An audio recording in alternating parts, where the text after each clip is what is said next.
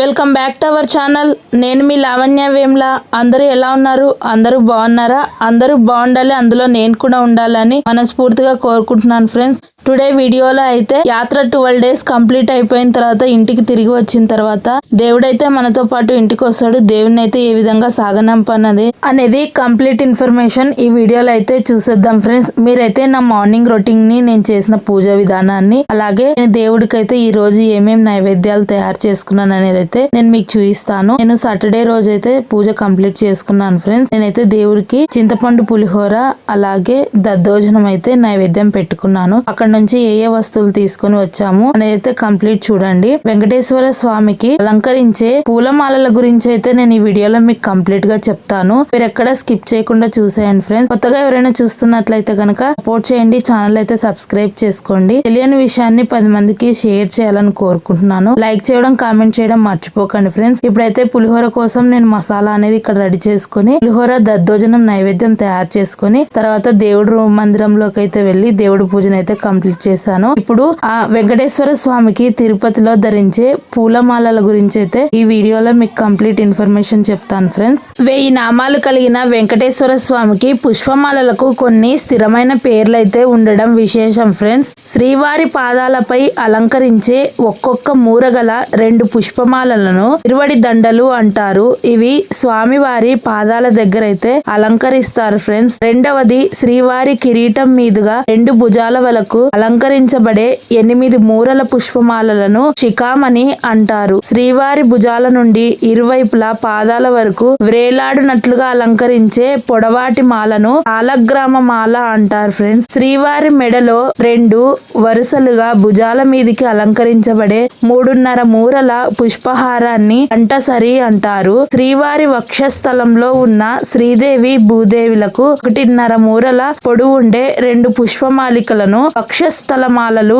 లేదా వక్షస్థల తాయర్ల సరాలు అంటారు. ఒక్కొక్కటి మూర ఉంటాయి ఫ్రెండ్స్. ఇవైతే 2 దండలను శంకు చక్రాలకైతే అలంకరిస్తారు. వీటిని శంకుమాల, చక్రమాల అని పిలుస్తారు. శ్రీవారి నందక ఖడ్గానికి అలంకరించే 2 మూరల పుష్పమాలలను అటారి సరం అంటారు. 2 మోచేతుల క్రింద నుండి పాదాల వరకు వ్రేలాడదీసే 2 పుష్పమాలలను తావలములు అంటారు ఫ్రెండ్స్. వీటిలో ఒకటి 40 అంగుళాలు ఉంటుంది, మరి ఒకటైతే 50 అంగుళాల పొడవైతే ఉంటుంది ఫ్రెండ్స్. వీటిని శ్రీవారికి యు అక్షరంలో ధరింపచేస్తారు. వెంకటేశ్వర స్వామి మహావిష్ణువు స్వరూపం. ఇంతకు ముందు వీడియోలో కూడా చెప్పాను ఫ్రెండ్స్. మహావిష్ణువు అలంకార ప్రియుడు, పరమేశ్వరుడు అభిషేక ప్రియుడు, వినాయకుడు అయితే నైవేద్య ప్రియుడు, అలాగే అమ్మవారైతే స్తోత్ర ప్రియురాలి అని. అందుకనే అలంకార ప్రియుడు కాబట్టి వెంకటేశ్వర స్వామికి ఈ విధంగా పుష్పమాలను అయితే ఒక్కొక్క దగ్గర ఒక్కొక్కలాగా అలంకరిస్తూ ఉంటారు. ఇంకా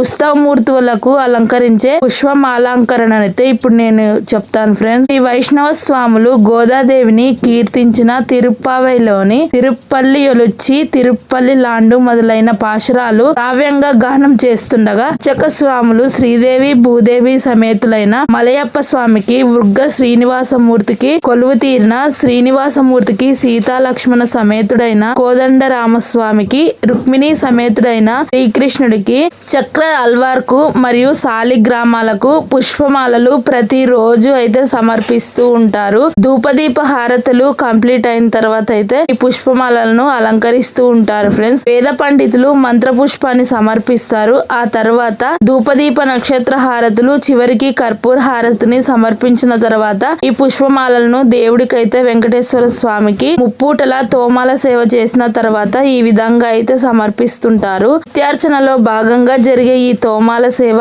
ఉదయం విస్తారంగా, మధ్యాహ్నం క్లుప్తంగా, సాయంత్రం మరియు విస్తారంగా ముప్పూటలా జరుగుతుంటాయి. అంటే 3 సార్లు చేస్తారని అర్థం ఫ్రెండ్స్. ఉదయం జరిగే తోమాల సేవ మాత్రమే ఆర్జిత సేవ. అప్పుడు మాత్రమే ఈ సేవకు భక్తులు అయితే దర్శించుకోగలరు. మధ్యాహ్నం, రాత్రి జరిపే అలంకార సేవలో మాత్రం ఏకాంతంగా జరుపుతారు స్వామివారికి. అప్పుడైతే ఎవరు దర్శించుకోరు ఫ్రెండ్స్. ఒక తెరను అడ్డుగా ఉంచి స్వామివారికి అయితే ఈ పూజనైతే జరుపుతారు. తోమాల తోమాల సేవ మూల విరాట్ కి కాకుండా ఉత్సవమూర్తులకు సపరేట్ గా ఉంచిన వాటికైతే ఈ పూజను అనేది జరపడం సాంప్రదాయం ఫ్రెండ్స్. వీటిని చూడాలంటే 2 కండ్లు సరిపోవు. ఆర్జిత సేవలకు కూడా టికెట్ సపరేట్ గా ఆన్లైన్ లో బుక్ చేసుకుని చూస్తే గనక మనము స్వామివారికి జరిగే ఈ పూజను చూసి తరించవచ్చు ఫ్రెండ్స్.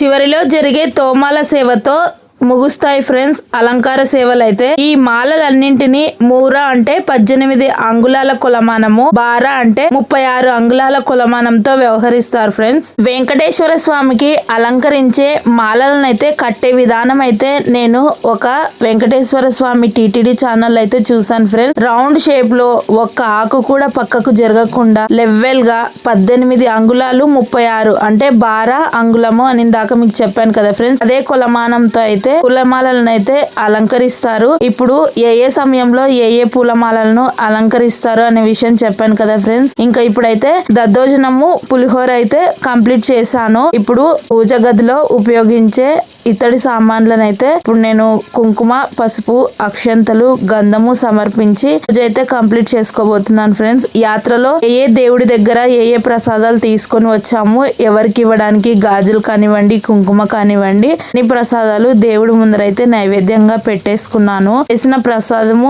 అలాగే కొబ్బరికాయని సమర్పించి చోపచార పూజను అయితే కంప్లీట్ చేశాను ఫ్రెండ్స్. పూజ కంప్లీట్ చేసిన తర్వాత రోజైతే పాపకైతే స్కూల్ ఉంది, స్కూల్ కి అయితే వెళ్ళిపోయింది. పూజ కంప్లీట్ అయిన తర్వాత పాప అయితే ఇంకా అన్ని ప్రసాదాలు అయితే ప్యాక్ చేసి అందరికి, ఎదురింటి వాళ్ళకి, నైబర్స్ కి, తెలిసిన వాళ్ళకి, చుట్టాలకి అందరికైతే ప్రసాదం అయితే పనిచేశాను. ఈ పూజ చేసిన ఆఫ్టర్నూనే మా కమ్యూనిటీ వాళ్ళ మీటింగ్ ఉండడం వల్ల ఆ రోజు అయితే ప్రసాదాన్ని అయితే అందరికి పంచాను ఫ్రెండ్స్. అన్ని దేవస్థానాల నుంచి తీసుకొచ్చిన ప్రసాదం అయితే మిక్స్ చేసి అందరికి ఇచ్చాను. వాటితో పాటు కుంకుమ, వాళ్ళకి ఏదైనా వస్తువు తీసుకుని వచ్చింటే ఆ వస్తువు, అలాగే కమ్యూనిటీ వాళ్ళకి, రాని వాళ్ళకు బట్టలు కూడా డిస్ట్రిబ్యూట్ చేసాము. ఈ విధంగా అయితే పూజ అయితే సాగింది ఫ్రెండ్స్. ఆ రోజు పంచమి ఉండడం వల్ల పంచమి రోజు కానీ అష్టమి రోజు కానీ రాడుకుండను కదిలించకూడదు కాబట్టి నేనైతే ఆ రోజు రాడుకుండకైతే పూజ జరుపుకోలేదు. ఇది ఫ్రెండ్స్ మేము వెళ్ళొచ్చిన ట్రిప్ విశేషాలు అయితే. దక్షిణ కాశీ యాత్రలో ఎన్ని వీడియోస్ చూసారు, మీకు ఏ వీడియోస్ నచ్చాయి మీరు కామెంట్ రూపంలో తెలియజేయండి. పూజ కంప్లీట్ అయిపోయిన తర్వాత ప్రసాదం అయితే అందరికి డిస్ట్రిబ్యూట్ చేశాను. ఆ రోజైతే నాకు ఈ పూలు అయితే అవైలబుల్ గా లేకపోవడం ద్వారా